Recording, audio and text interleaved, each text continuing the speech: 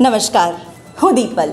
આપ જોઈ રહ્યા છો ગાંધીનગરની સૌપ્રથમ web news channel live Gandhinagar. તો આવો નિહાળીએ આજનું જીવતું ધબકતું ગાંધીનગર લાઈવ ગાંધીનગરની નજર. સર્વ વિદ્યાલય કેળવણી મંડળ સંચાલિત શ્રી વી.એમ. પટેલ કુમાર અને શ્રીમતી એચ.વી. પટેલ કન્યા બાલ મંદિરમાં ડાયરેક્ટર શ્રી કિરણ મેડમ અને આચાર્ય શ્રી રામી મીનાક્ષીબેનના માર્ગદર્શન હેઠળ ગુરુ પૂર્ણિમા નિમિત્તે શાળામાં બાળકોની માતાઓને બોલાવીને તેમનું માતૃપૂજન કરવામાં આવ્યું હતું, જેમાં તમામ વાલી મિત્રોએ ઉત્સાહભેર ભાગ લીધો હતો. બાળકોમાં બાળપણથી જ સંસ્કારોનું સિંચન થાય તે હેતુથી આ કાર્યક્રમનું આયોજન કરવામાં આવ્યું હતું. તમામ સ્ટાફ મિત્રોના સહકારથી આ કાર્યક્રમ ખૂબ જ સુંદર રીતે ઉજવવામાં આવ્યો હતો. ગાંધીનગર ડિસ્ટ્રિક્ટ રાઇફલ એસોસિએશન દ્વારા આયોજિત 34મી ઓપન શૂટિંગ સ્પર્ધા કર્મવીર એજ્યુકેશન એન્ડ સ્પોર્ટ્સ ફેડરેશન ગાંધીનગરના યજમાન પદે યોજાઈ હતી, જેમાં ગુજરાતના વિવિધ જિલ્લાઓમાંથી 141 વ્યક્તિઓએ ઉત્સાહપૂર્વક ભાગ લીધો હતો.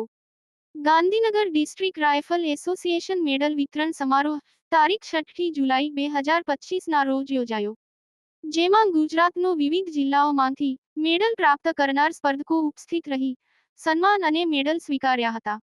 સમારોહમાં મુખ્ય મહેમાન કોર્પોરેટર પોપટસિંહ ગોહિલ, તખતસિંહ દેવડા, એસોસિએશનના જોઈન્ટ સેક્રેટરી હિતેન્દ્રસિંહ રાઠોડ, આર.એ. પંડ્યા તથા કર્મવીર એજ્યુકેશન એન્ડ સ્પોર્ટ ફેડરેશનના અધ્યક્ષ શ્રી ગજેન્દ્રસિંહ બારોટ, ડોક્ટર અજયસિંહ બારડ અને એસોસિએશનના સભ્યોએ હાજર રહી શૂટરોને પ્રોત્સાહિત કર્યા હતા. પરમરાજસિંહે શૂટિંગ સ્પર્ધામાં શૂટરોને આગળ કેવી રીતે નેશનલ, ઇન્ટરનેશનલ તથા ઓલિમ્પિક લેવલે તૈયારી કરવી તેના વિશે માર્ગદર્શન આપ્યું હતું.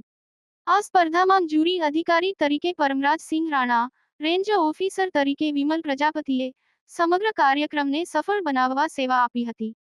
તેમના ઉત્કૃષ્ટ કાર્ય માટે સન્માનિત કરવામાં આવ્યા હતા.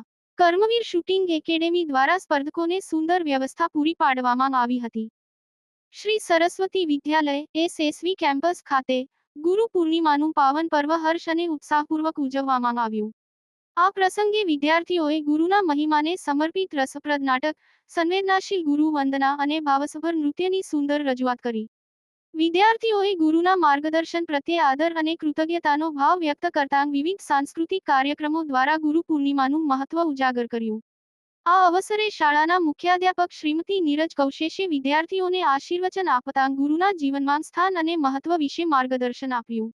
તેમજ શાળાના માનનીય સંચાલક શ્રી મનીષ પટેલ પણ કાર્યક્રમને બિરદાવી સૌને શુભેચ્છાઓ પાઠવી.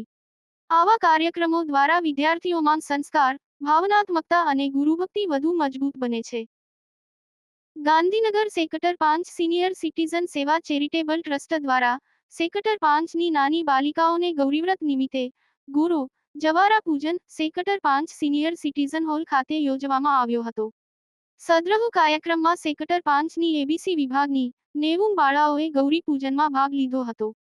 બાલિકાઓને સેક્ટર 5 મહાકાલી મંદિરના મહંત પૂજારી દ્વારા ગોરોની આરતી પૂજા અર્ચના કરાવવામાં આવી હતી.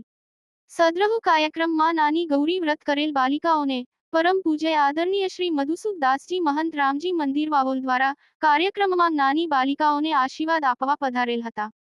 મુખ્ય મહેમાન તરીકે ગૌરાગભાઈ વ્યાસ ચેરમેન શ્રી સ્ટેન્ડિંગ કમિટી મહાનગરપાલિકા ખાસ ઉપસ્થિત રહી બાલિકાઓને ગૌરીવ્રતની શુભેચ્છાઓ પાઠવી હતી. ઉપરાંત સેક્ટર 5ના એબીસી વિભાગના મહિલા ભજન મંડળની અગ્રણી બહેનો નીરુબેન નાયક, બીનાબેન ભટુ, અરુણાબેન રાવલ, કપિલાબેન પટેલ, પૂર્વ કોર્પોરેટર શ્રી પરાગીબેન પંડ્યા, જાગૃતિબેન દવે વગેરે બહેનો ઉપસ્થિત રહી સહકાર આપ્યો હતો. ગાંધીનગર શહેર વસાહત મહાસંઘના ઉપપ્રમુખ પ્રદીપસિંહ બિહોલા, મહામંત્રી ધીરુભાઈ ચારણ, સંગઠન મંત્રી બાબુભાઈ પરમાર, મહેન્દ્રભાઈ પરમાર, ઓમપ્રકાશ પંચાલ વગેરે હાજર રહી સેવાઓ આપી હતી. સમગ્ર કાર્યક્રમ સિનિયર સિટીઝન ચેરિટેબલ ટ્રસ્ટના અધ્યક્ષ કેશરીસિંહ બિહોલાની આગેવાની હેઠળ યોજાયો. સદર કાર્યક્રમને સફળ બનાવવા માટે સંસ્થાના પદાધિકારીઓ મૂળસિંહ ચાવડા, ઘનશ્યામસિંહ ગોલ, જગદીશભાઈ પટેલ, જશવંતસિંહ રાઠોડ, મહેન્દ્રભાઈ નાઈ, સમરથદાન ગઢવી, પ્રવીણસિંહ સિસોદિયા, કાનજીભાઈ દેસાઈ, લલિતભાઈ દવે, કાલિદાસ પરમાર વગેરે અવિરત સેવાઓ આપી સફળ બનાવ્યો હતો. કાર્યક્રમનું સંચાલન સંસ્થાના ઉપપ્રમુખ મૂળસિંહ ચાવડાએ કર્યું હતું. આભાર વિધિ જગદીશભાઈ પટેલ મહામંત્રીએ કરી હતી. કાર્યક્રમના અંતમાં સિંદૂર વૃક્ષનું વૃક્ષારોપણ સંસ્થાના પ્રમુખ કેશરીસિંહ બિહોલા અને સિનિયર સિટીઝન મથુરભાઈ પટેલ દ્વારા કરવામાં આવ્યું હતું. તો દર્શક મિત્રો, આપે અનુભવ્યો ગાંધીનગરનો ધબકાર. આપની આસપાસ બનતી આવી જ ઘટનાઓની જાણકારી અમારા સુધી પહોંચાડવા માટે સ્ક્રીન પર દર્શાવેલ નંબર પર વોટ્સએપ દ્વારા અથવા ઈમેલ આઈડી પર મેલ કરીને આપ અમારો સંપર્ક કરી શકો છો. ધન્યવાદ.